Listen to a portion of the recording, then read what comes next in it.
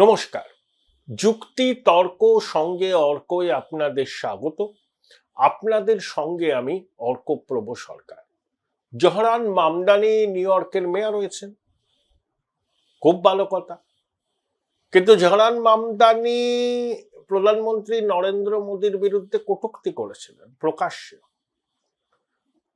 আমি একটা কাগজে রিপোর্ট পড়লাম, ভারত সরকার নাকি ভাবছে, সেভাবে কিছু বলেনি, অসমর্থিত সূত্রের খবর যে মামদানির ভিসা প্রত্যাহার করে নিতে পারে ভারত। বিদেশ মন্ত্রক নিশ্চয়ই কোনো বিবৃতি দেবে, যদিও তারা বলেছে যে ভারত সরকারের সম্পর্ক হোয়াইট হাউসের সঙ্গে, আমেরিকার কোন শহরের কোন মেয়র কে হলেন সেটা ভারত সরকারের বিবেচ্য নয়। কিন্তু একজন ভারতের প্রধানমন্ত্রীর বিরোধী রাজনৈতিক ব্যক্তিত্ব নিউ ইয়র্কের মতো শহরের মেয়র হলে তার গতিবিধির উপর আমাদের তো নজর রাখতেই হবে। কিছু কিছু সংবাদ মাধ্যম দেখে উচ্ছ্বাস প্রকাশ করছে। আপনাদের এত উচ্ছ্বাসের কি আছে? ওই ইকোসিস্টেম এটা। মামদানি নাকি কমিউনিস্ট বলে, আমি সোশ্যালিস্ট ডেমোক্র্যাট।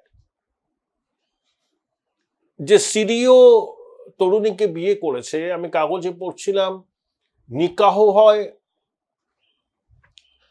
নিউ ইয়র্কে, তারপর একটা অনুষ্ঠান হয় দুবাইয়ে বুর্জ খলিফার পাশে, আর উগান্ডায় খামার বাড়িতে সে বিপুল রক্ষী মোতায়েন করে নাকি বোধ সভা হয়। একজন কমিউনিস্টের এইটা জীবন চর্চা হতে পারে নাকি? বঙ্গজ কমিউনিস্টদের খুব খুব খুশি, হ্যাঁ দেখছো মামদানি হয়েছে। তো আপনার কি? আপনার দেশে কমিউনিস্টদের রক্তকরণ তো বন্ধ হচ্ছে না। এবার তো কেরালাতেও যাবেন, আর পশ্চিমবঙ্গে তো খাদা গুলতে পারবেন না। দেশ তো কমিউনিস্ট মুক্ত হবে, বাম মুক্ত হবে। আর কিছু সংবাদপত্রের আদেকলা পড়া দেখে মনে হচ্ছে যে ভারতবর্ষেই কোনো সাংবিধানিক পদ পেয়েছেন এই মামদানি। যাই হোক, এবার প্রতিবেদনের মূল উপজীব্যতে আসি। আমি কিছুদিন আগে একটা প্রতিবেদন করেছিলাম, নভেম্বর মাস থেকে বাংলার রাজনীতির খেলা আস্তে আস্তে ঘুরতে শুরু করবে। দেখুন ঘুরছে কিনা। এসআইআর তো হবে আমরা জানতাম, আমি ওটাকে বলছি না, আমি বলছি অন্যান্য খেলা। তাহলে একটা খেলা এজেন্সি শুরু করে দিয়েছি, ইডি।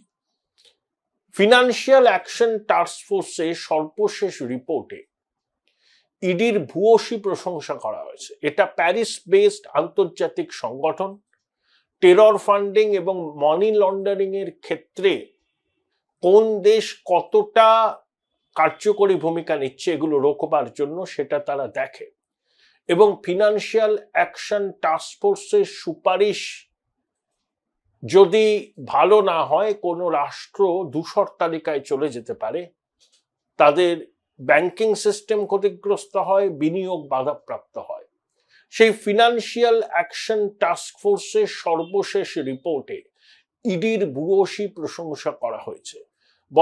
বলেছে যে প্রসিডস অফ ক্রাইম থেকে যে অর্থ অবৈধ উপায়ে পাচার হয়েছে বা অন্যভাবে কাজে লাগানো হয়েছে, ইডি বহু ক্ষেত্রে সফলতার সঙ্গে তা উদ্ধার করেছে, সাজাও দিয়েছে। এখন পশ্চিমবঙ্গের মানুষ, বিশেষ করে বাম কংগ্রেস, তারা বলবেন ইডি কোথায় কি করেছে দেখার দরকার নেই, এখানে ইডি কি করলো। রাঘব বোয়ালদের কেন ধরছে না? সেটিং নিশ্চয়ই আছে। নাহলে কাকুর কণ্ঠস্বরের নমুনার ফরেন্সিক পরীক্ষার রিপোর্টটাকে বাক্সবন্দি করে রেখেছে।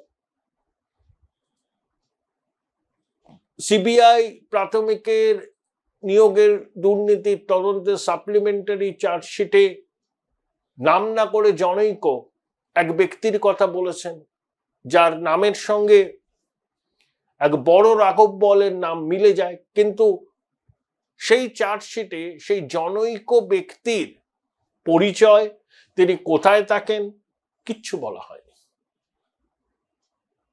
শুধু রাঘব বোয়ালের নামের সঙ্গে চার্জশিটে উল্লিখিত সেই ব্যক্তির নামের মিল আছে, কিন্তু চার্জশিটে উল্লিখিত ব্যক্তি কোথায় থাকেন, কি করেন, কিছুই বলা নেই। সেখানে কনফিউশন গাঢ় হচ্ছে। আবার অনেকে বলছেন समझदारों के लिए इशाराई काफी होता है। কিন্তু ওই যে বললাম না, একটা তদন্ত শেষ করে আদালত গ্রাহ্য প্রমাণ দাখিল করতে গেলে সময় লাগে, আপনাকে সুড়ঙ্গের শেষে পৌঁছতে গেলে অনেক সময় লাগে।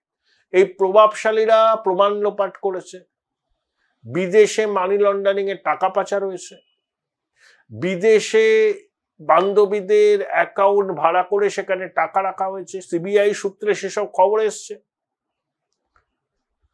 এই যে পুরনিয়োগ দুর্নীতি কয়েকশো কোটি টাকা, এটা তো কেউ জানতোই না। অয়নশীলের বাড়িতে প্রাথমিকের দুর্নীতির ওয়ে মার্কশিট খুঁজতে গিয়ে এই পুরসভা নিয়োগ দুর্নীতির বিষয়টা সামনে আসে। তারপর তো ইডি সিবিআই আসে, এখন সেটা অগ্রগতি হচ্ছে। রাঘব বোয়াল ধরা পড়বে, সর্বোচ্চ রাঘব বোয়াল ধরা পড়বে কি পড়বে না আমি এই মুহূর্তে সেটা নিয়ে বলতে চাই না, কিন্তু রাঘব বোয়ালদেরও রকম ফের আছে। সর্বোচ্চের পরেও তো রাঘব বোয়াল আছে, তারাও কিন্তু বিরাট বিরাট প্রভাবশালী, বিরাট কনভয় নিয়ে ঘোরাফেরা করেন। হাব্বাব এমন, কেউ কিছু করতে পারবে না, কুছ পরোয়া নেই, ডোন্ট কেয়ার। কয়েকজন রাঘব বোয়াল আবার গর্তে ঢুকে গেছে, এখন দেখছেন নাকি তাদেরকে? তাদের অমৃত ভাষণ দেখছেন না? তাদের ঘনিষ্ঠ বন্ধু প্রমোটার, তার বাড়িতে ইডি ছানবিন করেছে। এক ব্যবসায়ীর বাড়ি থেকে নগদ এবং সোনা মিলিয়ে 10-11 কোটি টাকা ধরেছে। এরকম আরো হবে। এই যে বিহারের নির্বাচন, 14 তারিখ ফল বেরিয়ে যাবে। খুব অঘটন না ঘটলে এনডিএ এবার বিপুলভাবে ক্ষমতায় আসবে। তারপরে কোথায় কোথায় নির্বাচন আছে, আসামে, কেরলে, তামিলনাড়ু, পুডুচেরি। দেখুন, কেরলে মূল লড়াইটা এলডিএফ ইউডিএফ, বিজেপি চেষ্টা করবে একটা ফুটহোল্ড পাওয়ার জন্য। তামিলনাড়ুতে লড়াই হবে, ডিএমকের সঙ্গে এআইএডিএমকে বিজেপির জোট। আসামে বিজেপি অ্যাডভান্টেজিয়াস পজিশনে, কিন্তু তাদের লক্ষ্য হচ্ছে পশ্চিমবঙ্গ। যা রিসোর্স, যা কিছু করার বিজেপি কিন্তু এবার করবে পশ্চিমবঙ্গের জন্য। Join Indian Institute of Hotel Management now. Right choice, right decision. 1200 observer থাকবেন বিজেপি, তার মধ্যে সাংসদ, কেন্দ্রীয় মন্ত্রীরা পর্যন্ত। শোনা যাচ্ছে অমিত শাহ এখানে কার্যত ঘাঁটি গেড়ে থাকবেন, রাত্রিবাস করবেন। তার জন্য তার নিরাপত্তার কথা মাথায় রেখে তার জন্য একটা বাসভবনও চিহ্নিত করা হচ্ছে। দেখুন, এরা অমিত শাহের কাছে চ্যালেঞ্জ, তাকে অনেকে চাণক্য বলেন। 21-এ তার ভবিষ্যৎবাণী মেনে নি, 24-এ তার ভবিষ্যৎবাণী মেনে নি। তিনি তৃণমূলের কাছে প্যাক খেয়েছেন, এটা তার ব্যক্তিগত সম্মানের প্রশ্ন জড়িয়ে। 26-এ তিনি চাইবেন যে এই সব অপপ্রচারকে ভোঁতা করে দিয়ে বাংলায় বিজেপির সরকার হোক। তার জন্য সাম দাম দণ্ডভেদ, কোনো রাস্তায় ছাড়বে না, কোনো পথ বিজেপি ছাড়বে না, কোনো পন্থা বিজেপি ছাড়বে না। মিলিয়ে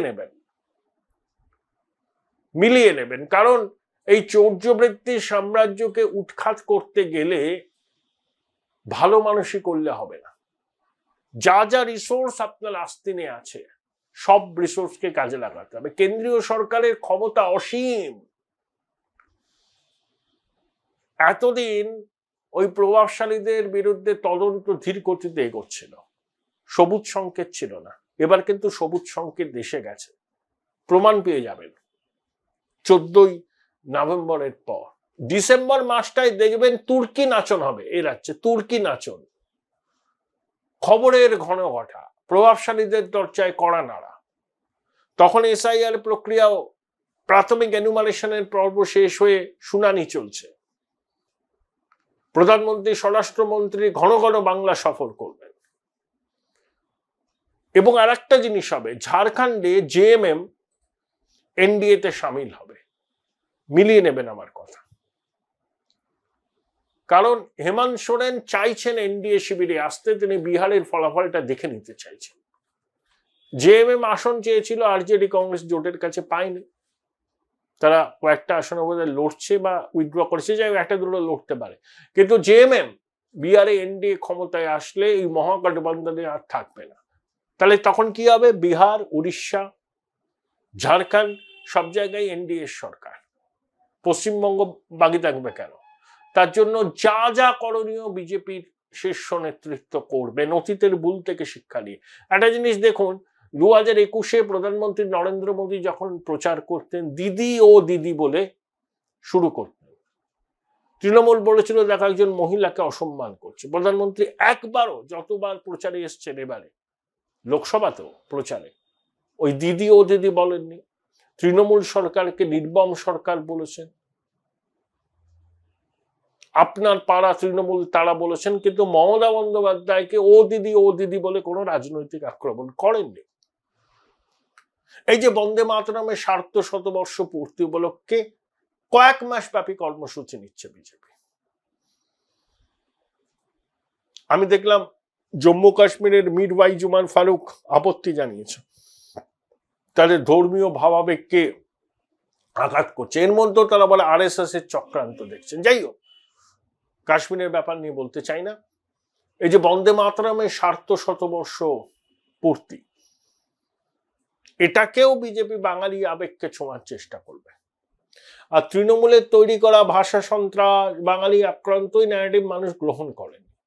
এসআইআর প্রক্রিয়াকে সাধারণ মানুষ সমর্থন করছে, বাকিটা হচ্ছে নির্বাচন কমিশনের দায়িত্ব সুষ্ঠুভাবে এসআইআর করা। এই আবহ খেলা ঘুরতে শুরু করেছে, ঘুরেছে পুজোর পর থেকে আস্তে আস্তে আস্তে আস্তে। 14ই নভেম্বরের পরে আপনাদের সামনে আরো প্রকট হবে বিষয়টা। আর ডিসেম্বর মাসটা ভীষণ রকম গুরুত্বপূর্ণ, কারণ একদিকে তখন ভোট দরজায়, কড়া নাড়বে, এসআইআর প্রক্রিয়া মাঝপথে, এজেন্সির তদন্ত গতিপ্রাপ্ত হবে। দেখুন একটা কথা বলি, ভোট আসলে এজেন্সি মাথাচাড়া দেয়, এটা প্রতিষ্ঠিত সত্য, ওদের সিলেবাসও ইলেকশন। কিন্তু তারা যদি রাঘব বোয়ালদের ধরে, এই দুর্নীতির মাস্টার মাইন্ডদের যদি ধরে, তাদের এক্সপোজ করে, তাদেরকে ধন্যবাদ তো দিতেই হবে। অন্তত তারা করেছে, তো সেই ইলেকশনের সময় এসেছে বলে করেছে, সেগুলো রাজনীতির কারবারিরা সব অঙ্ক কষবেন। মানুষ কি দেখবে? দেখো ভাই, শেষ পর্যন্ত ধরেছে আসল মাস্টার মাইন্ডদের, যারা মেঘের আড়ালে লুকিয়ে আছেন, যারা তর্জনী তুলে দেখে নেব হুমকি দিচ্ছেন, বড় বড় কথা বলছেন, সেই সব রাঘব বোয়ালদের যদি এক্সপোজ করতে পারে এজেন্সি, তাদেরকে প্রশংসা করতেই হবে। এবং যা যা ইঙ্গিত পাওয়া যাচ্ছে বিভিন্ন সূত্র থেকে, তাতে আমার মনে হচ্ছে, শুধু আমার নয়, আপনারা যারা আমার প্রতিবেদন দেখেন, আপনারাও তো প্রচুর খবর রাখেন, আপনারাও দেখুন না, সামনের ওই 14ই নভেম্বর অনুমান 31 ডিসেম্বর, এই 45 দিন বাংলার রাজনীতিতে টালমাটাল হবে, ওলট পালট হবে, রাজনৈতিক ভূমিকম্প হওয়ার সম্ভাবনা উড়িয়ে দেওয়া যাচ্ছে না।